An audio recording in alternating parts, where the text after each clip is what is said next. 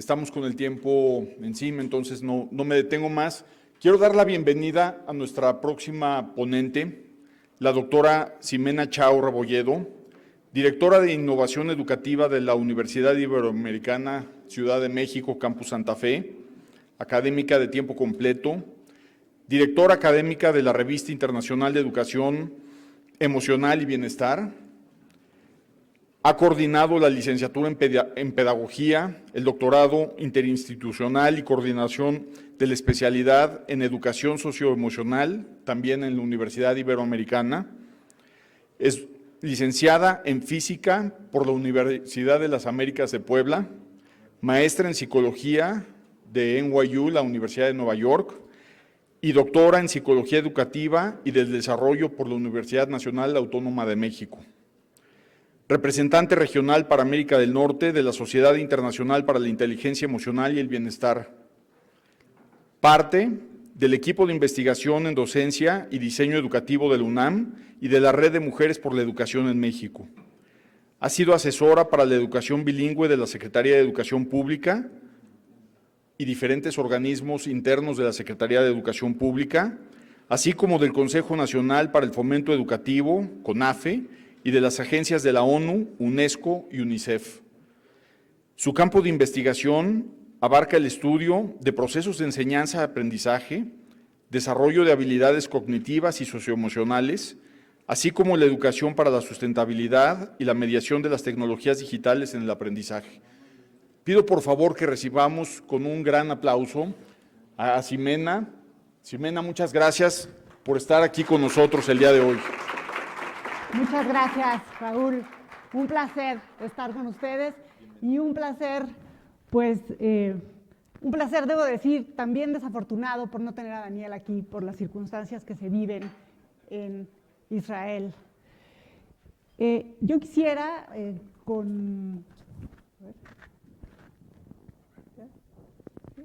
¿Ya? ¿Se escucha mejor? ¿Sí?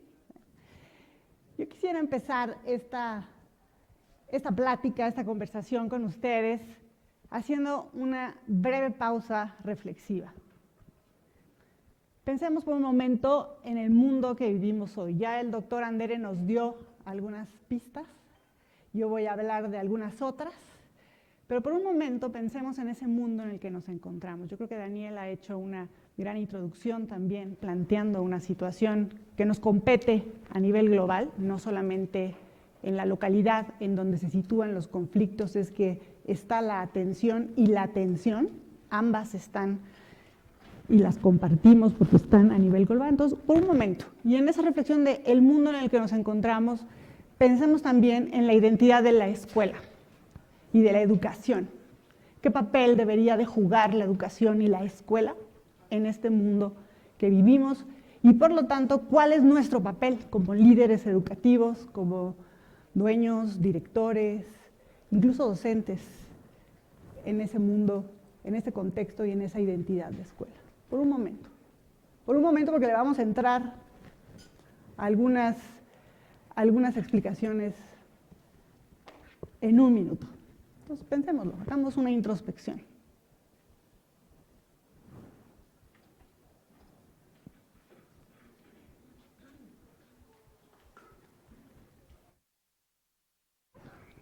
Vámonos a presentar todo lo que vamos a platicar hoy, cada quien regresando a esa idea que tienen de cuál es la identidad, cuál es el propósito de la escuela, de mí, en ese sistema tan grande que es la escolarización y la educación.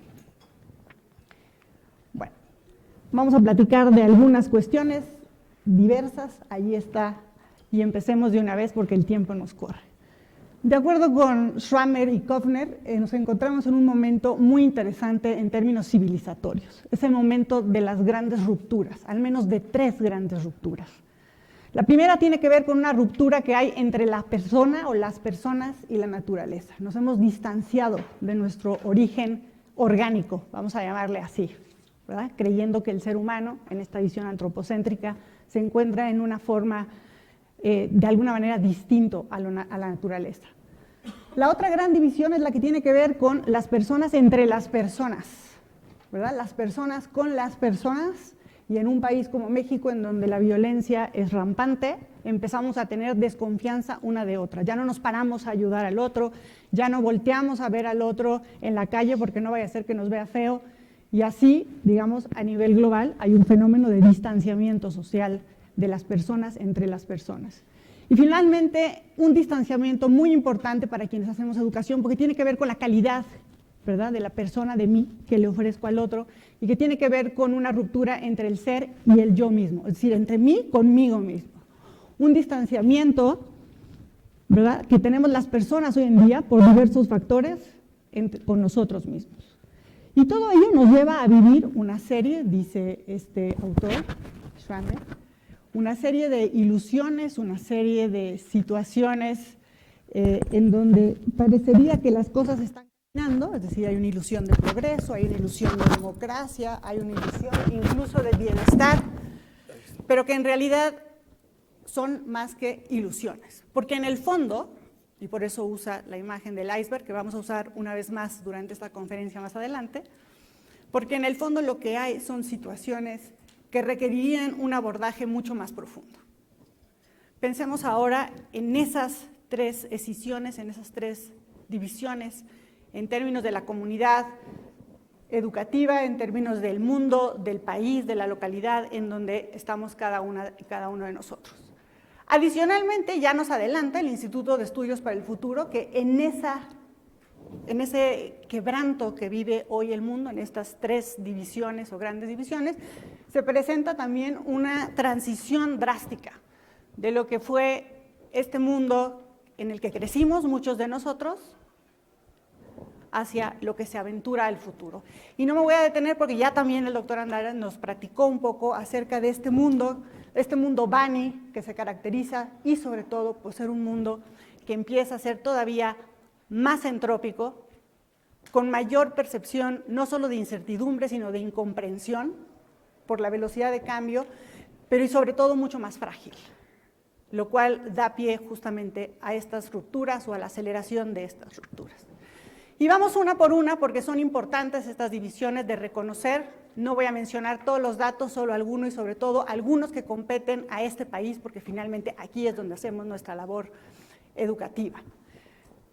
A nadie le es extraño estas estadísticas ya diría yo que están viejas, pero siguen aumentando, ¿verdad? Tenemos un porcentaje altísimo de menores que reportan sufrir violencia dentro de la escuela o acoso escolar. Una violencia que no hace más que aumentar. Aquí están los gráficos, los cambios entre el 2022 y el 2023. Veníamos saliendo de la pandemia, regresando a la presencialidad y empezó o se fortaleció de alguna manera una situación de violencia. Hay quienes dicen derivada probablemente de tanto tiempo de estar encerrados, de no tener esa posibilidad de convivencia, particularmente en los jóvenes, ¿verdad? Es ahí en donde tenemos la mayor cantidad de casos, ¿no?, en los jóvenes entre 15 y 19 años de edad, que vivieron buena parte de su adolescencia justamente en este confinamiento, y particularmente hacia las mujeres. En este país, la violencia tiene nombre de mujer principalmente. Y entonces, esto se repite en las escuelas, pero se repite también fuera de las escuelas. Porque finalmente lo que sabemos es que en ese país la violencia reina y además se está expandiendo. Entonces, como parte de esa división social, aquí tenemos una condición de violencia que permea en todas las esferas y particularmente en la educativa.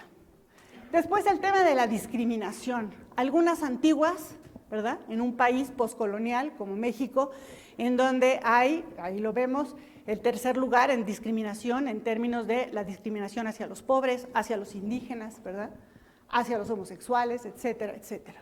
Un país en donde la discriminación lleva a la exclusión y lleva nuevamente a retroalimentar esa ruptura entre las personas y lo social.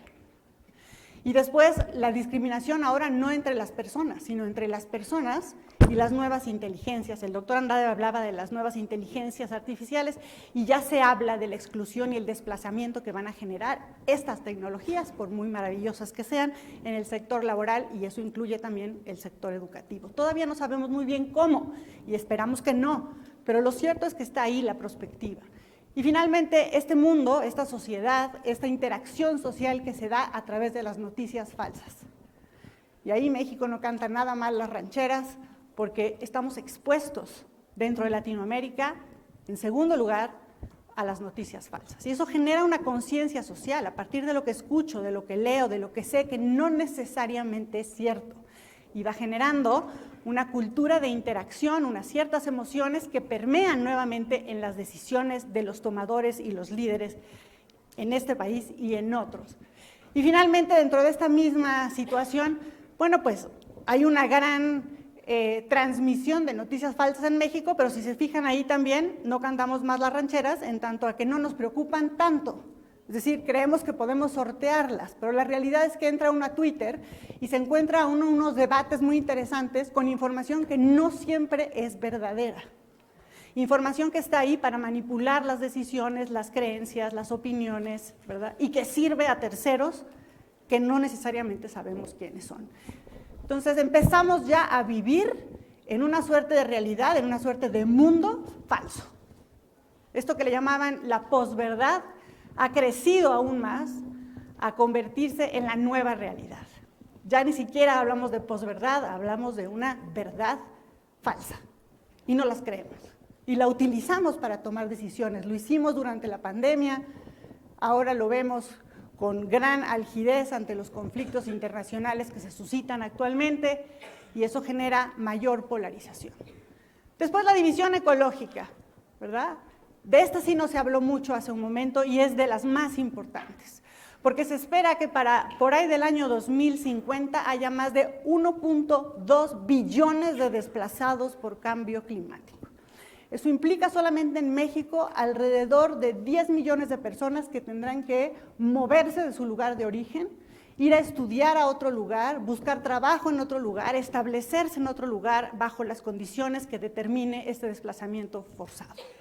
Hace unos meses, no hace mucho, en febrero de este año, se publicó este artículo en donde, a manera de encender las alarmas, se hablaba ya del principio del fin. Lo cierto es que llevamos muchos años en esa desconexión con la naturaleza y hemos superado incluso la capacidad de la planeta para sostenernos. Y de esto no se habla tanto en las escuelas, no se habla tanto en las conversaciones de toma de decisiones y no se habla tanto a nivel de la política nacional. Pero sabemos que seguimos abusando de este recurso, de esta relación y sabemos ahora, con datos muy precisos, las consecuencias que esto traerá. Este mundo, con estas características, vamos a llamarla así, en la capa más externa a lo que hacemos, cómo afecta las decisiones, los espacios en donde nosotros trabajamos, en donde nosotros educamos. Y finalmente, una de las divisiones más directamente involucradas con quienes hacemos educación y que tiene que ver con esa división del ser y que se ve reflejada en ciertos fenómenos muy interesantes, tanto en nuestros estudiantes como en nosotros mismos, ¿verdad? Vivimos cada vez más enajenados. ¿Cuántas horas consumes de Netflix a la semana? ¿Cuántas horas consumes de teléfono celular, de pantallas, de redes sociales, de TikToks, de Instagram a la semana? ¿Quién puede dejar su teléfono guardado, volteado, cerrado? ¿Quién puede ya estar en una conferencia sin estar consultando su celular? Casi nadie. Y no nos sentamos mal, por ello. Pero entonces no recriminemos a los más jóvenes de que lo hagan. Porque estamos modelando exactamente un mundo de enajenación e infoxicación. Y todo ello, este consumo también tiene una implicación en las vidas paralelas virtuales que vivimos allí. Y entonces empezamos a hablar ahora de una fragilidad en términos de la autoestima de las personas. De mí, de mis colegas, pero por supuesto también de mis estudiantes y de mis docentes, que llevamos una suerte de doble vida, una vida curada, una vida fingida incluso, que termina al final del día por impactar la autoestima. Y otra vez, con mucho más contundencia en las mujeres. Se espera que las mujeres se vean lindas y pulidas, bien iluminadas, sin sus características naturales. En un movimiento que ya empezamos a entender como este de fake me until I hate me. me dejo de gustar, me dejo de querer, me dejo de apreciar, ¿verdad? Porque hay una exigencia de vivir con otra identidad en este mundo virtual. Y eso, por supuesto, afecta a la salud mental. Ya lo mencionaba hace un momento el doctor Andare, en México uno de los principales padecimientos es el estrés laboral. Y los maestros ocupan el tercer lugar, solamente después de los soldados y los doctores de urgencias. Eso nos habla de los hábitos, de la forma en la que nos organizamos para llevar a cabo, ¿verdad?, un trabajo como es el de atención a otros. ¿Con qué calidad llegamos? ¿Con qué disposición de atención después de una infoxicación de ese nivel en el que vivimos? Y todo ello, en el peor de los casos, se traduce o se va traduciendo. Es decir, piensen ustedes en cómo se van vinculando estos elementos, estas variables, para finalmente desencadenar, en el peor de los casos, una mayor desesperanza en la población. Después de la pandemia, la tasa de suicidios en México creció 20%. Y los más afectados fueron los jóvenes. Y tendríamos que estar preguntándonos en las decisiones que tomamos, en los ambientes que creamos, en los proyectos educativos que impulsamos, cómo influyen estas variables en lo que hacemos. Y bueno, finalmente ahí nada más para complementar en este cuadro, en el mundo, México, ¿verdad?, se ubica con el 20% de su tiempo en un día invertido en consultar algún tipo de medio o de red social. 20% de tu día, en promedio, viviendo en esa otra realidad, dejando de lado probablemente la información que está en el presente, en este instante, en este espacio. Lo cierto es que estos autores, Schwammer y Kovner, nos advierten que estas divisiones, bueno, pues empiezan ya a generar una suerte de malestar, que lo podemos sentir físicamente y lo podemos sentir emocionalmente, y ahí están los datos, que se traduce en síntomas muy claros, ¿no?, como los que ahí aparecen, pero en síntomas sociales que no son tan claros como el individualismo y la soledad. Vivimos en esta era en la que no solamente me tomo mi selfie, es decir, no solo es el self-me, sino es only me, es decir, estamos tratando de sobrevivir cada uno de nosotros porque hemos perdido la confianza en el otro, por esta división, esta ruptura, ¿verdad?, de la que hablábamos hace un momento. Ese individualismo, esa soledad, también va llevando a una polarización social y a una radicalización de las posturas. Esto lo vemos claramente en los contextos políticos hoy en día alrededor del mundo. Y finalmente, en términos de las comunidades, decía yo hace un momento, desconfianza y desconexión. Y entonces tomémonos ahora un siguiente momento para pensar cuáles de estas divisiones vives de cerca. ¿Alguna de ellas? Y después, ¿cómo están presentes en tu comunidad educativa? Es decir, ¿cuáles de estas ves claramente en tu comunidad educativa? ¿Con cuáles te has encontrado? Ahí en donde estás trabajando con tus docentes, ¿verdad?, o directamente con tus estudiantes o con sus familias, para finalmente tratar de ir entendiendo qué efectos generan estas divisiones que permean de alguna manera nuestro mundo y qué hacemos para lidiar con ellas. ¿Tú qué haces?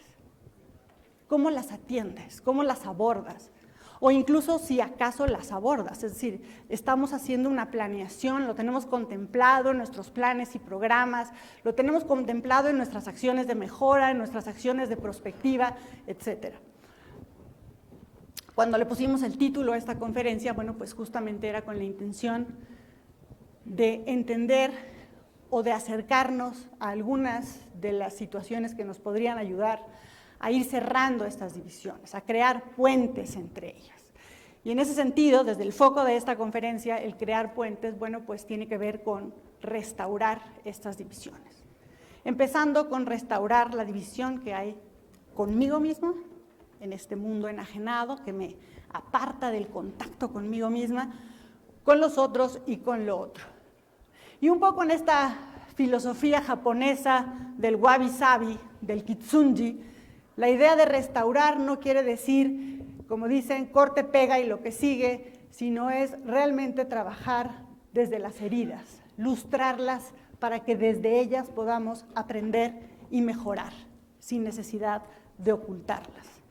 Entonces, el día de hoy me voy a echar un recorrido muy rápido a hablar acerca de estos 3 campos y qué podemos hacer para restaurar estas divisiones que se encuentran ahí latentes. No sin antes preguntar si alguno de ustedes no vive ninguna de estas divisiones en sus comunidades de trabajo. ¿Hay alguien que no las encontró? Que dice, no, yo de eso ni lo conozco ni me identifico. Es que quería irme yo con ustedes a donde ustedes viven para ver si hay alguien que no las encuentra, entonces a lo mejor ese es el lugar en donde habría que ir. Bueno, empezamos por restaurar el yo, y aquí una cita del gran Joseph Ledoux, investigador y neurocientífico, para irnos entendiendo quiénes somos. Parte de lo que somos nuestro cerebro, ¿no es cierto? Y este cerebro está afinado así, attuned al peligro, a la amenaza, a aquello que compromete mi vida. Entonces le va a poner más atención a ese tipo de estímulos. Y si pensamos en las condiciones que mencionaba yo hace un momento, bueno, pues ya dan para un buen caldo de llamado de atención, ¿verdad?, de mi cerebro, que está listo para ello. Pero lo interesante no es tanto que le ponga atención, sino lo que hace con esa información. Y entonces, lo primero que necesitamos entender en esta historia es que si mi cerebro se va directamente a buscar este tipo de información, necesito trabajar arduamente en la gestión de las emociones. Porque todo aquello que me genera una sensación de peligro o de amenaza dispara al menos 3 tipos de respuesta. O me dan ganas de pelear y confrontarme con esa situación, y entonces entro en el debate de Twitter y contesto y retuiteo y pongo caras y saco la lengua, etcétera. O prefiero evitarlo, es decir, ahora me evado de la situación, en mi escuela no pasan esas cosas, yo no soy ese tipo de persona para nada, ¿verdad? En este país todos estamos bien y nos calificamos súper bien en el índice de bienestar, de felicidad, o simplemente no sé qué hacer y me quedo paralizado. Mi cerebro está, pero programado desde hace millones de años para responder de esa manera. O pelea, o huye, o se paraliza. Y entonces, ante la información que hay actualmente, ante las condiciones que tenemos en este mundo cambiante, es importante aprender a gestionar las emociones. Y gestionar las emociones inicia por aceptar esos estados emocionales que son incómodos y que nos pueden llevar a este tipo de respuestas, para entonces poder regular esa experiencia emocional.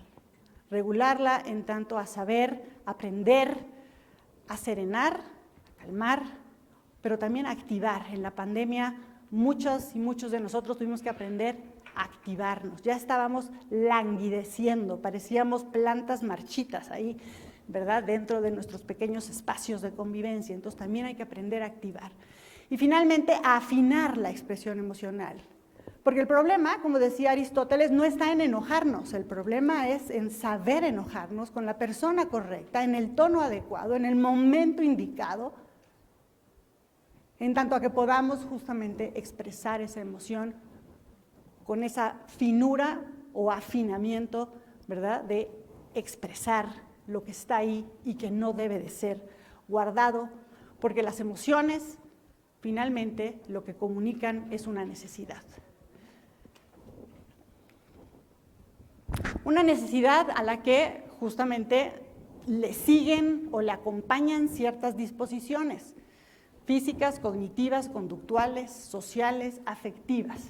Entonces, entender qué es lo que está comunicando la emoción es parte de orientar las emociones.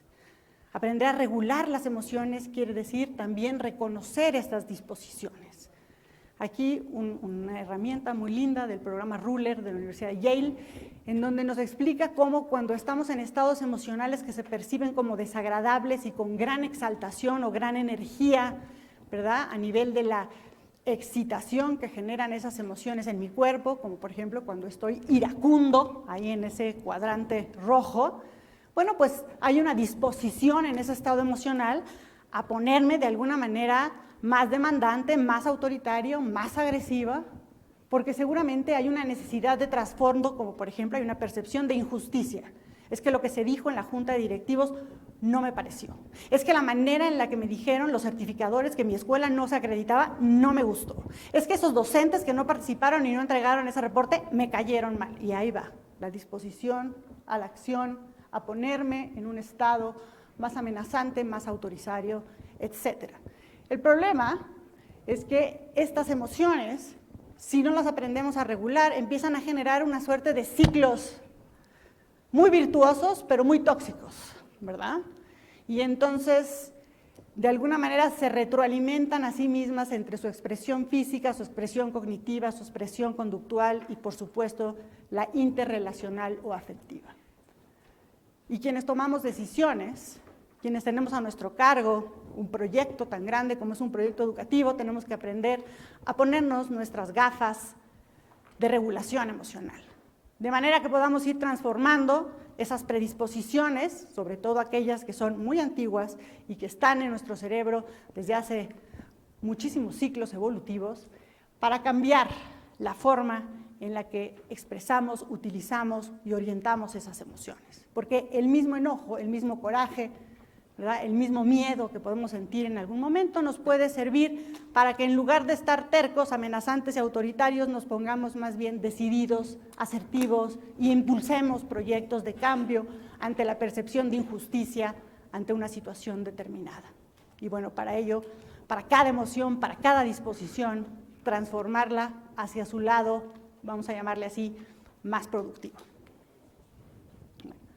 Además, en términos de la restauración con el yo, debiéramos como líderes desarrollar nuestra propia autonomía, pero también facultar que los otros con quienes yo trabajo desarrollen esa autonomía. Hoy sabemos que no hay mejor ingrediente para la automotivación que la autonomía. Una autonomía que no quiere decir hago lo que yo quiero y porque se me da la gana, ¿verdad? O yo trabajo solito porque así trabajamos mejor, no. Nada más erróneo que eso. Autonomía en términos de aprender a tomar decisiones y sobre todo, autonomía en términos de aceptarme como soy, sin fingir y sin filtros. Rescatar esa autoestima.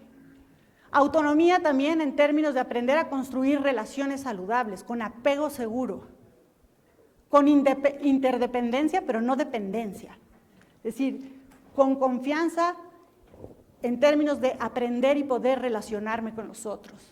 Y finalmente, cultivar siempre la apertura, la mentalidad de cambio, el saber que no soy poseedor de todas las respuestas, que no necesito serlo, pero que puedo aprender todas las respuestas siempre. Si vamos a tomar decisiones, si vamos a determinar el futuro de otros y otras, la autonomía tendría que ser una de nuestras principales habilidades. Y finalmente, la atención. Y aquí sí, atención, por eso con exclamación. Porque la atención hoy en día se ha vuelto un commodity, ¿saben? Es decir, ahora la atención es un lujo. Quien tiene la posibilidad de poner atención y dar su atención a algo es alguien que tiene suficiente recurso, tiempo, capacidad incluso para poner atención. Las personas cada vez ponen menos atención. Y ponen menos atención, decíamos, por un lado, pues porque hay este bombardeo y consumo excesivo de información, pero también de estimulantes. El café, el Red Bull, es decir, se han vuelto cosas comunes en nuestras vidas y no cuidamos el consumo. Ya casi nadie se da una pausa tampoco. Dejar de tomarte un tiempo y dejar de hacer lo que estás haciendo está mal visto. Aquí lo que se celebra es el workaholismo. Incluso es una virtud. Es que yo soy workaholic. Ay, no, qué bien, hombre. ¿No? Y entonces no ponemos atención al cuerpo, a la carga alostática. La carga alostática que nos advierte del límite de estrés que puede sostener un organismo. La cantidad de tensión que puede en un momento dado sostener y mantener todavía con bienestar un ser vivo. Se nos olvida que somos seres vivos. A veces creemos que somos personajes de alguna temporada de Netflix, ¿no? Y entonces, después vendrá la siguiente temporada. ¡No! El tiempo, como dice ese reloj, es ahora, es ahorita. Eso es lo único que existe. Y finalmente, atención también a mi voz interior. Si vamos a orientar a otros, si les vamos a acompañar en su proceso de vida, de trabajo, tendríamos que empezar por poner atención a cómo nos hablamos nosotros mismos, para entender si con esa misma voz le hablamos a los demás y qué efectos genera esa voz en mí y por lo tanto en los otros. Entonces, atención. Atención porque necesitamos cuidar de la atención. Múltiples investigaciones en la Universidad de Harvard, en la Universidad de MIT, nos advierten que las mentes que se pierden, que divagan, que no están atentas, son más infelices que las mentes que saben poner atención. Entonces, la atención, como el commodity que es hoy, necesitamos procurarla. Tomemos una pausa ahora para preguntarnos qué hacemos para restaurar mi yo. ¿Tú qué haces para restaurar tu yo? ¿Qué haces para fortalecer el que no haya esa escisión entre tú y tú misma? Para no vivir enajenada, desconectada de tu cuerpo, de tu ser. ¿Qué haces? Meditas. Muy bien. ¿Qué más? Haces ejercicio.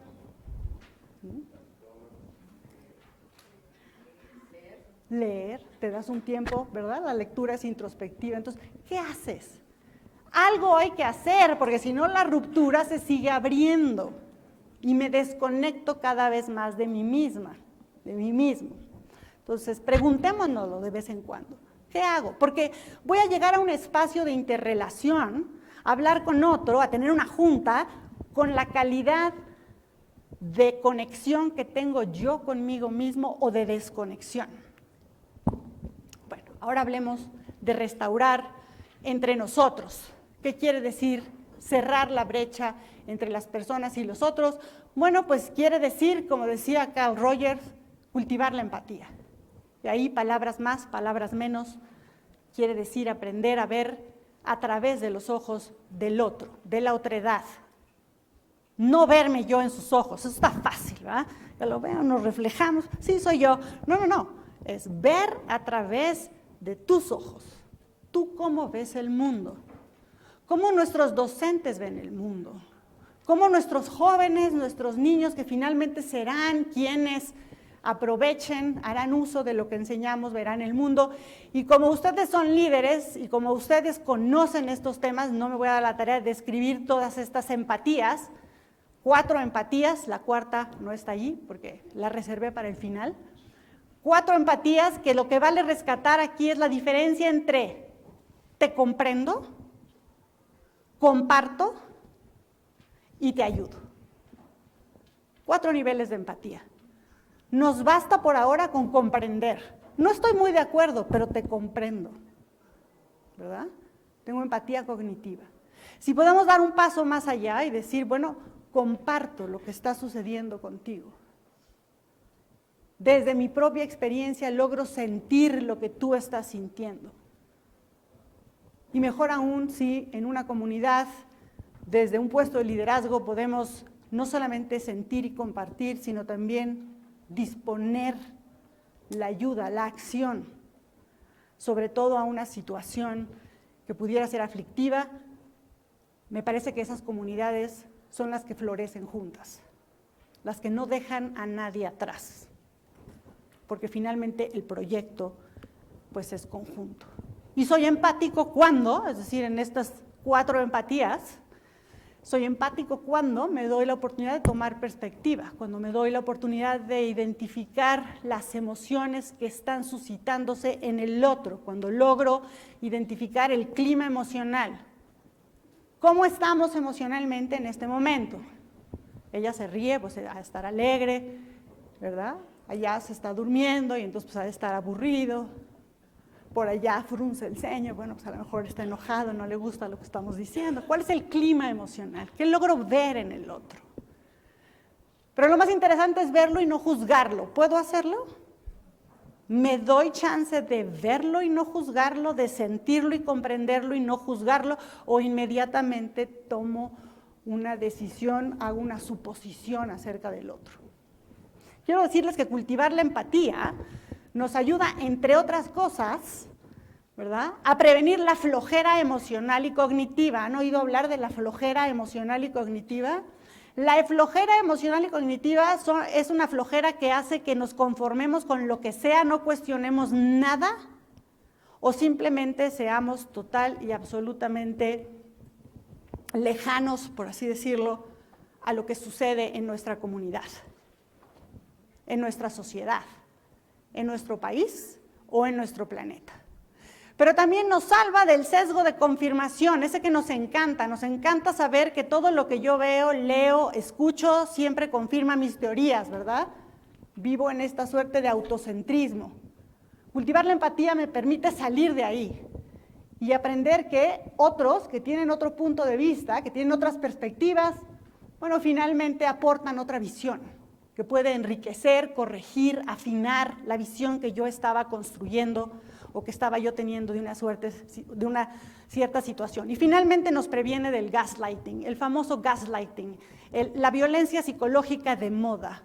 Te voy a tratar de convencer que todo lo que tú digas no es, que estás equivocado, que no sucedió. Cultivar la empatía nos permite no caer en ese tipo de situaciones. Para construir o para generar o restaurar entre nosotros también necesitamos aprender a comunicar y a escuchar.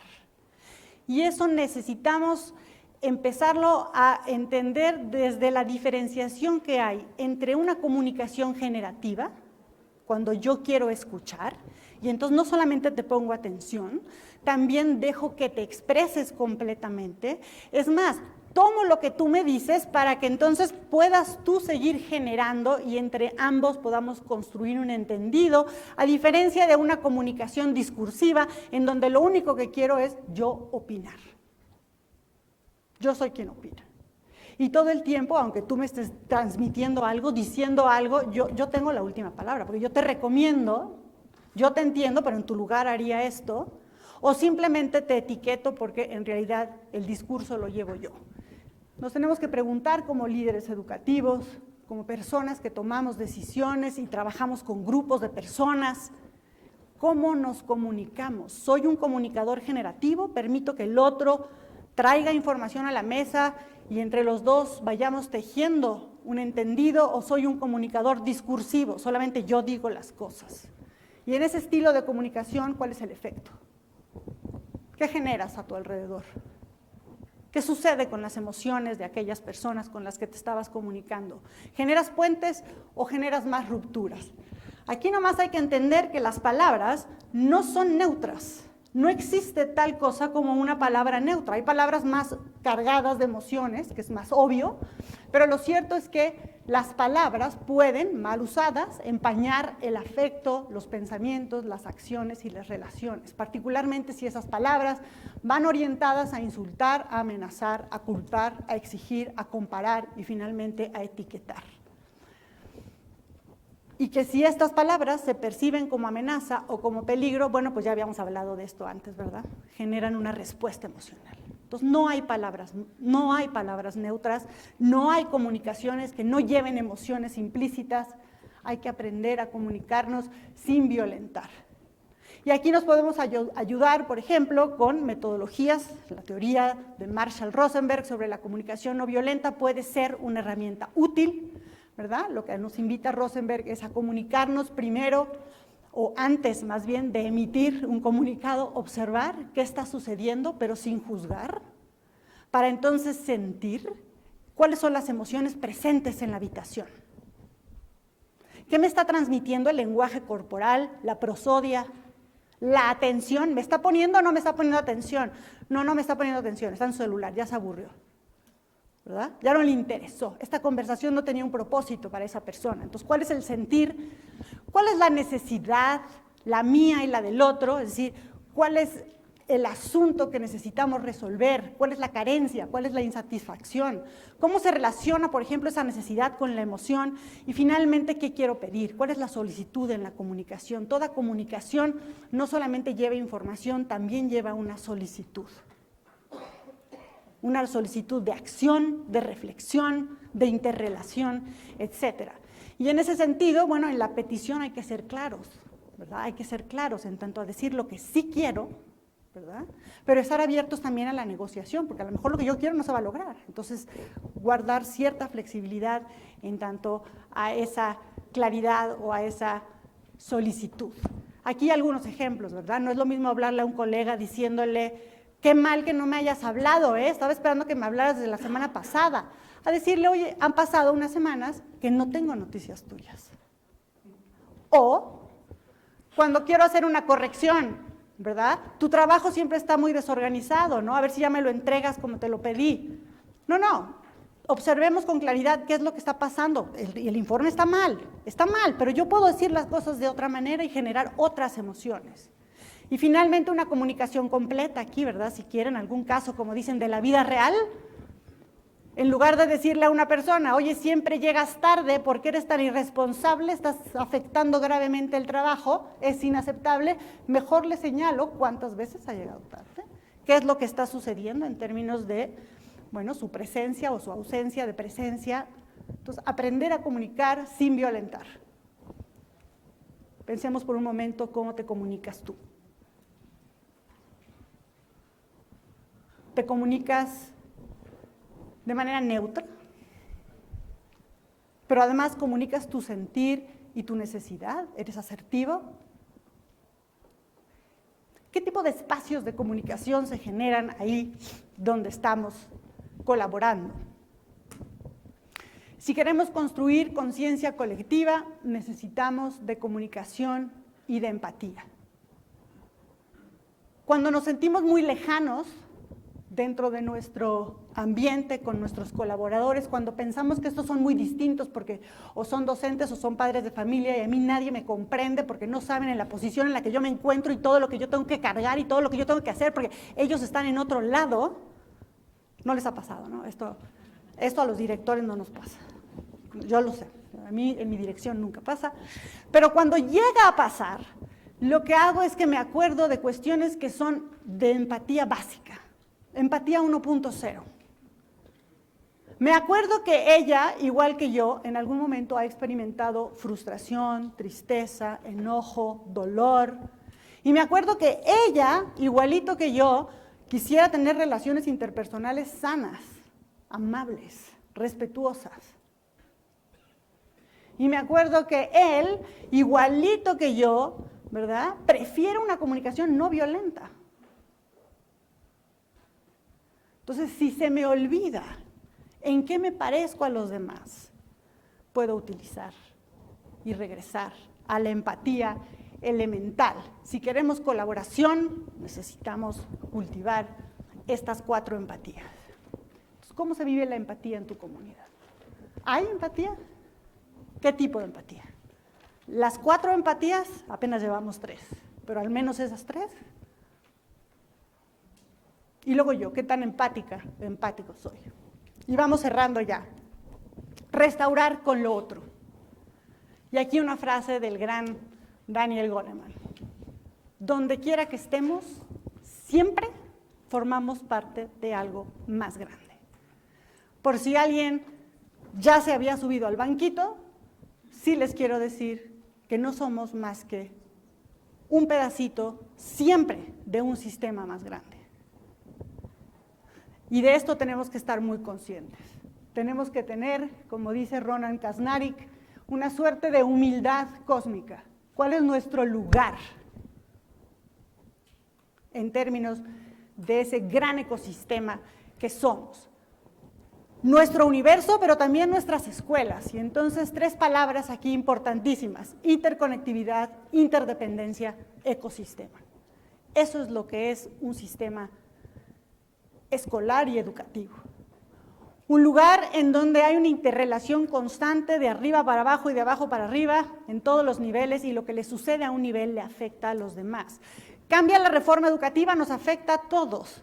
Regresan los chavos de la pandemia con ciertas inquietudes, situaciones, condiciones, nos afectan a todos, ¿verdad? Los papás vieron uno en YouTube en donde decía que los jóvenes tenían que aprender quién sabe qué, y llegan a la dirección y dicen, ¿por qué mis hijos no están aprendiendo eso? Nos afecta a todos. Esto es un ecosistema. Y si se descompone una patita, se mueve todo el sistema. Necesitamos empezar a pensar de esa manera interdependiente. Necesitamos empezar a pensar de manera sistémica, justamente. Y el pensador sistémico tiene ciertas características. Aquí les pongo una pequeña infografía de la Fundación Waters, justamente desarrollado este pequeño manual de pensamiento sistémico por Peter Senge, en donde nos advierte que el pensador sistémico, el tomador de decisiones sistémico, no solamente ve las partes, logra conectar las partes con el todo. No solamente es una persona, dos personas o ciertos niveles, es cómo se responde a todo el sistema. Y además reconoce las consecuencias no solamente en la inmediatez, sino a largo plazo. Es que se nos ocurrió poner una política en la que tenía que pasar esto. ¿Cuál es la consecuencia a largo plazo? ¿Qué va a pasar a largo plazo? Ahora que digamos, es que los niños ya van a empezar a usar ChatGPT en la escuela, muy bien, pero ¿cuál es la consecuencia a largo plazo de la decisión y de cómo lo vamos a implementar? No nada más en la inmediatez, no nada más ahorita, no nada más porque es una moda, sino qué va a pasar en el tiempo. Y un pensador sistémico también sabe que tiene que aprender constantemente, porque los sistemas cambian constantemente. El que la escuela no haya cambiado en su configuración desde hace 200 años, nos habla de que no hemos sido muy buenos pensadores sistémicos.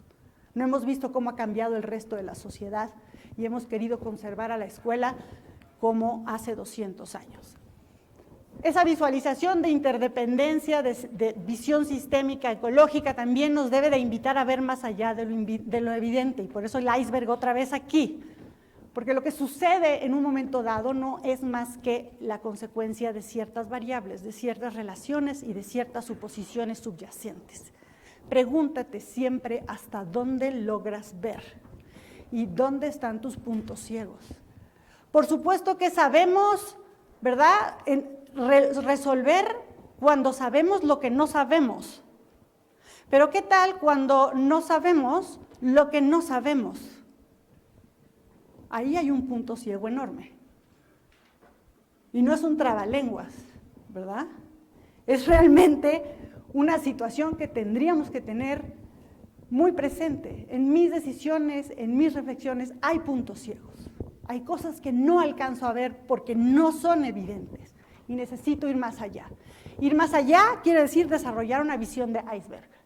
Saber que ante un evento hay estructuras subyacentes que me pueden ayudar a entender lo que sucede. Por ejemplo, patrones de comportamiento. Por ejemplo, estructuras que sostienen esos patrones de comportamientos. Y finalmente, modelos mentales. Las emociones, los valores, las creencias de una comunidad impactan hasta la superficie. Si yo en la superficie lo que veo es que hay una baja participación o bajo rendimiento o quejas de todo el mundo, tendría, si eso es lo que veo, tendría que ir a ver qué es lo que lo está sustentando.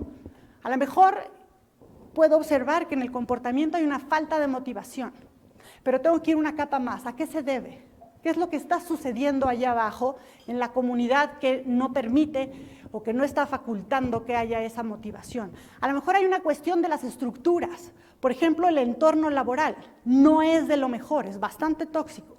A lo mejor ya ni los docentes, ni los estudiantes, ni yo mismo le encuentro propósito a esto de la escuela. Después de la pandemia, ¿quién sabe para qué sirve la escuela? Porque ya descubrimos que podemos aprender en Khan Academy, ¿verdad? Y en Coursera y en YouTube.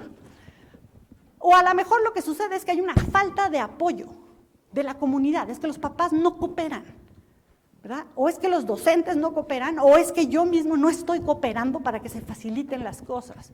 O a lo mejor mis expectativas son poco realistas. Es decir, aquí habría que indagar qué sucede con las estructuras que sostienen ese comportamiento. Y luego ir más al fondo, tratar de entender, dialogar, y por eso la comunicación es tan importante, si no estamos mirando la situación desde ciertos sesgos, desde ciertas creencias o desde ciertas fake news. Es que ahí decía que si te ponías la vacuna, te inyectaban un chip para que Bill Gates te estuviera siguiendo por el mundo. Y como esos varios. Y entonces interfieren y generan, ¿verdad?, situaciones que se manifiestan como un cierto evento, pero que no necesariamente es evidente la causa. La causa hay que irla a buscar al fondo del iceberg en todas estas segmentaciones que tiene el comportamiento humano. Entonces, ¿qué sucede en mi comunidad y no logro entender? Esa es otra pregunta que nos tenemos que llevar. ¿Qué está pasando que no sé cuál es la causa? Que por más que actúo, por más que creo que he encontrado la solución, esto no cambia. Necesito ir más abajo. Y después preguntarnos qué tipo de ecosistema es tu comunidad. ¿Cómo es esa comunidad? ¿Es una comunidad que se ayuda para fortalecer todos los nodos y las interacciones, o es una comunidad que está más cargadita para ciertos nodos y otros están más desprovistos? ¿Qué tipo de comunidad? ¿Es una comunidad que tiene realmente una visión de todo el sistema o es una comunidad que ve más enfáticamente ciertos aspectos de ese sistema? Y finalmente, en este tratar de construir un puente entre o con lo otro, ¿verdad?, en esta división ecológica que estamos viviendo, es importante saber que quienes hacemos educación tenemos la responsabilidad de la trascendencia y el legado. El tiempo corre y nosotros no vamos a estar en todos los tiempos, solamente en algunos, al menos hoy en este. Pero el tiempo sigue corriendo. Este es el reloj ecológico, este es el reloj del cambio climático y nos advierte de que el tiempo sigue corriendo y nosotros que estamos hoy aquí necesitamos no solamente tomar acciones para este momento, sino para los momentos que ni siquiera vamos a vivir. Por eso le llamamos legado, porque pensamos en que lo que hacemos no solamente es para los que estamos aquí, hacemos y sobre todo para los que no están. Y en ese sentido, tenemos que dimensionar nuestras acciones en función del legado que va dejando nuestro proyecto educativo, ¿verdad? El futuro no es nuestro, pero sí es nuestra responsabilidad, sobre todo de quienes hacemos educación. Entonces, ¿cómo es tu proyecto educativo? ¿Verdad? ¿Cómo se relaciona con ese? ¿Qué clase de legado está generando? ¿Cuál es la trascendencia de lo que estamos haciendo? Y para construir trascendencia necesitamos también construir pensamiento de catedral o de pirámide. Y esto quiere decir hacer proyectos de largo alcance, que sean sostenibles, sustentables y significativos. No dejarnos llevar por las tendencias o el cortoplacismo. Pensar que lo que hacemos como proyecto educativo tendría que ir más allá de lo que hoy se presenta como atractivo. Y aquí viene la cuarta empatía, la empatía prospectiva. Ahora no solamente comprendo, siento y ayudo, sino que actúo incluso para anticipar lo que a otros les podría afectar. Educar es forjar un legado. Y bueno, con esta los dejo, porque aquí el gran Jonas Salk, descubridor de la vacuna de la polio, nos advierte que la mayor responsabilidad, no solo de los educadores, pero principalmente, sino de los seres humanos, es ser buenos ancestros. Nuestro trabajo es asegurar que lo que suceda después, cuando ya no estemos aquí, tenga de alguna manera una relación empática y prospectiva con lo que nosotros hicimos aquí. Y bueno, pues con esta los dejo. Muchísimas gracias.